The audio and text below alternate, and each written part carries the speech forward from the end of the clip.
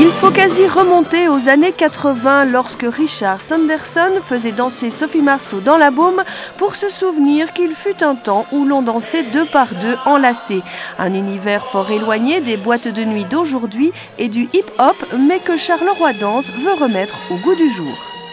Charleroi Danse et Pâques avec qui on collabore, on voulait vraiment que les gens s'associent à Charleroi Danse et viennent danser sur le plateau de Charleroi Danse.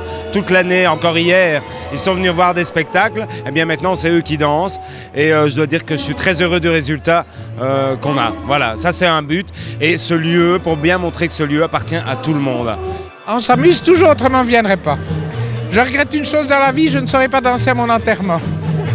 Est-ce que danser comme vous le faites, ça permet de rester jeune justement? Je suppose.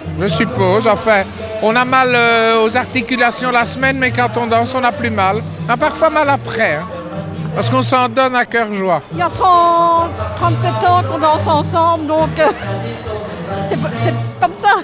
Qu'est-ce qui vous plaît, vous, dans ce genre de thé dansant? Premièrement, on danse. Et puis, oui, c'est la journée, comme dit mon mari, donc c'est très bien, quoi.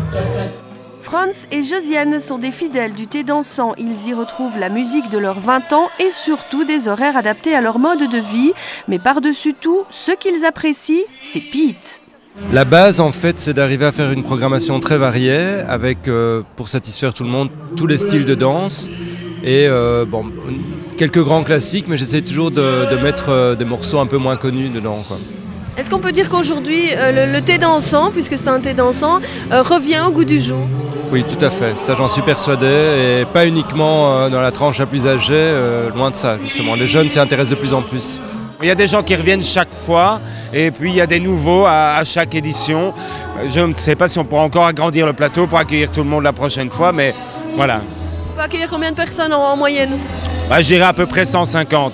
Parce que comme on donne les cours d'initiation avec Belinda, peut-être la future Carolo de l'année, les gens viennent aussi pour ça et on a besoin de place.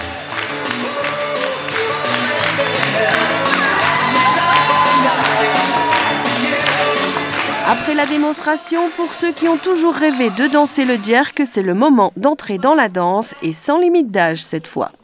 Quand je dis danse au salon, généralement, on ne comprend pas c'est quoi. À partir du moment où je leur montre une cassette, là ils sont éblouis, ils disent « Ah, j'aimerais bien faire comme toi ». Et c'est justement grâce au ballroom et aux publicités qu'on peut faire qu'on peut amener ces jeunes. Je pense qu'il n'y a pas ces publicités pour la danse salon, mais que ça intéresserait beaucoup de jeunes, ça j'en suis sûre. Et on fait des danses de vieux. On fait la danse de vieux. Et c'est vrai que s'ils viennent ici par rapport aux musiques, c'est vrai qu'on pourrait croire que c'est danse de vieux. Maintenant qu'on fait une démonstration, je pense que là ça attire vraiment les jeunes et que c'est plus si vieux que ça, quoi. Mes parents font la danse aussi, donc on a voulu suivre un petit peu et voilà. Ça va pour l'instant, c'est un bon début. Alors tu es du même avis? Pardon? Du tout. C'est elle qui a décidé de venir ici, donc je viens ici pour rien. C'est la première fois en fait. Alors toi tu reviendras mais pas Xavier? Il sera obligé.